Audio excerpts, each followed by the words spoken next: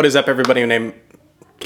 What is up, everybody? My name is Brandon, and I'm back for the long-awaited double stroke technique video. In this first part, what we are going to cover is basically just going to be some physiology things, review some physics and some biology about how our body works and relate that back to the body awareness and some of the stroke type videos that we have covered in the past. And then in the next part of the series, we're going to actually start putting those into practice with some playing examples. But for this first part here, I really just wanted to review and make sure that we're sort of on the same page with, again, some of those physiology things, as well as some terminology to make sure that if we say something like play this as a wrist stroke or play this with fingers or what have you, that you really understand what that means and that you can adjust your own play style accordingly. So firstly, what we're going to review is a certain point on the stick, which you may have heard before. You may know the word, you may not know the word. You may know what the word means and not know what it is. You may not know what the word is, but know what it means. That is the fulcrum. Now, fulcrum is actually a physics term from science, and simply all it is it is the point at which an object pivots, or you can think of it as the point at which a lever pivots, which is going to help us later on as we go to start talking about things like wrist strokes and things like that. So just keep that in mind. Really have a good understanding of where your fulcrum is. Now, you may be saying to yourself, I already know what the fulcrum is. It's the point where the thumb and the pointer finger meet each other, and it's right on the American flag on a Vic Firth stick. But that may not actually be the case depending on the stroke type that you're using.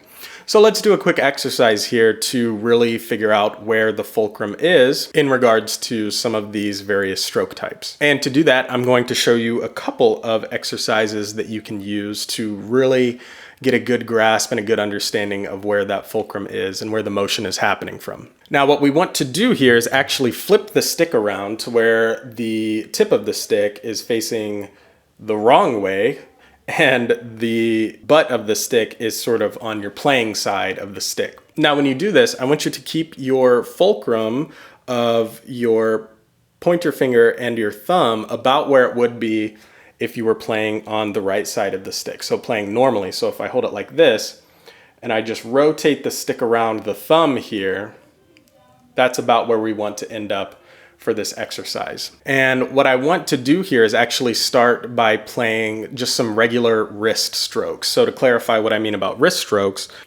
are strokes in which the tip of the stick is leading the motion and the wrist is where sort of this movement is coming from, right? So we can almost actually think of the wrist as a fulcrum here, because this is the point at which the whole thing is pivoting, not necessarily here between the thumb and the pointer finger. So I'll just demonstrate some wrist strokes here so that you understand what motion we're kind of going for in this exercise.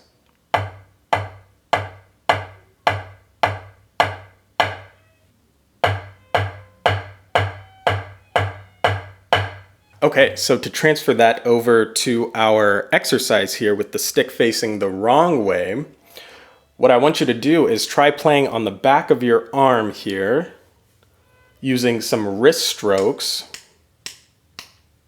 like so. And you can tell it's a wrist stroke if your wrist is the point at which the stick is pivoting. It's very important that you have an understanding of this, because depending on the speed of your double stroke, your fulcrum will actually change, and the point at which the bounce or the double stroke is pivoting around will also change. So we've got these wrist strokes happening on the back of the forearm here. And if you want, you can get kind of psycho with it and just really dig in, but that's not super necessary that you do that. But just sort of get these going, and as always, be sure to play it on both hands and really feel like you have a comfortable, even grip on both hands. And so what this does is gets your motion sort of primed to play these wrist strokes here. And that's going to sort of be the bottom level, the bottom speed of our double strokes. Next, let's take a look at adjusting the fulcrum by playing finger strokes. Now with finger strokes, the fulcrum is actually going to adjust. So no longer is the wrist the point at which the stick is pivoting around.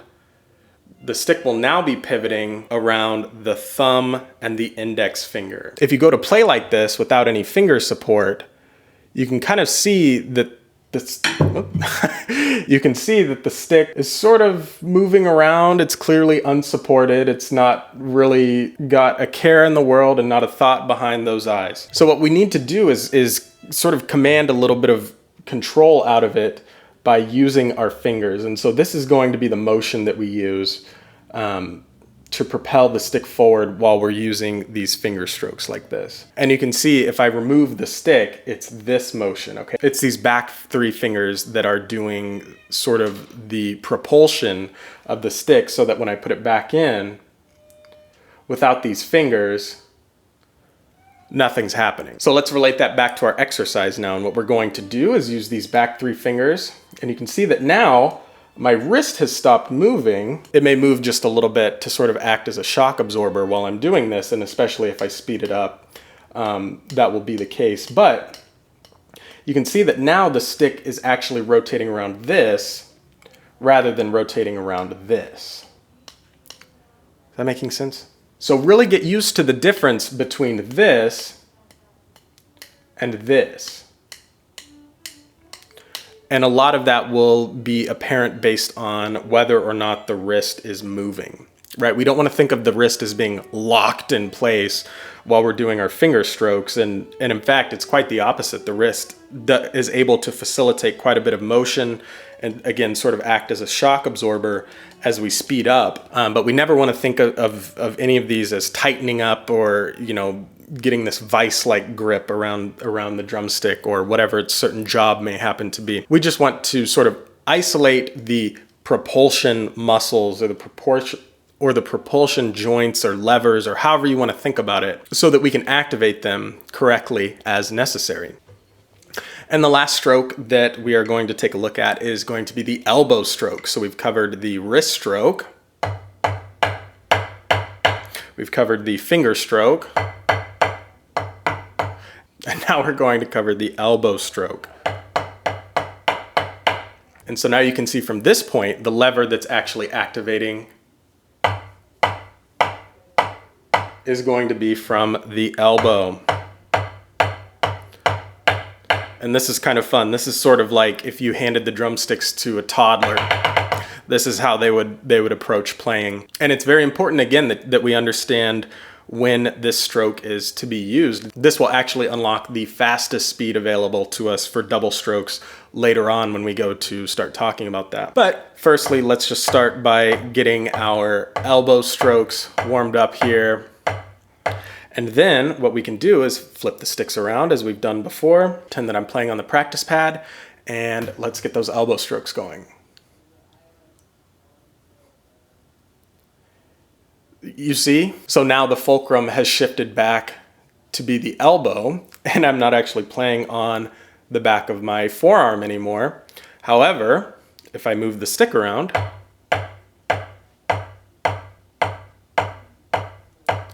I'm still hearing sound. And that's just another way to check at what point the fulcrum is. So to review, here are our wrist strokes, which would be the slowest speed of playing double strokes. So wrist strokes, again, the wrist is facilitating this motion and assuming the role of fulcrum. And of course, we also have our finger strokes where the fulcrum has shifted up to the thumb and pointer finger, and the stick is rotating around like this, with the wrist, again, not locked into place, but just sort of moving as necessary as a shock absorber. There's no excess motion happening. Okay, so I've been editing this video here for a little bit, and I think this is actually going to be a pretty good place to cut and kind of start a new part here. I didn't quite realize how bad this camera was going to look without an actual light setup.